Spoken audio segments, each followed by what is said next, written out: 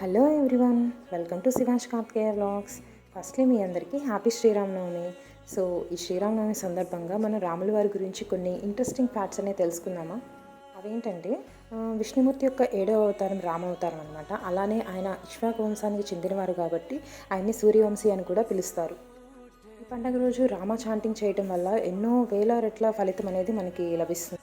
మీకు తెలుసా, రాముల వారు అయోధ్యని 11,000 సంవత్సరాలు పాలించారని, అందుకే స్వర్ణయుగాన్ని రామరాజ్యం అని పిలుస్తారు. అలాగే తమిళనాడులో ఉన్న రామసేతుని వానరసేన నిర్మించారు. అది అప్రాక్సిమేట్ 30 కిలోమీటర్స్ ఉంటుంది. దాన్ని 6 డేస్లోనే బిల్డ్ చేశారంటే చాలా గ్రేట్ కదా.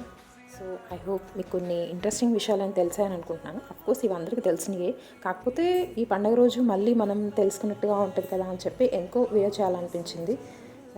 సో ఫెస్టివల్ రోజు మనం రాముల వారిని ఆదర్శంగా తీసుకొని మనం ఆదర్శవంతంగా జీవించాలని కోరుకుంటూ, ఆయన యొక్క ఆశీస్సులు మనందరి మీద ఉండాలని ఆశిస్తూ, మనం ఎక్కడ రాముల వారిని పూజిస్తూ ఉంటామో అక్కడ ఆంజనేయ స్వామి కూడా వస్తారంటారు.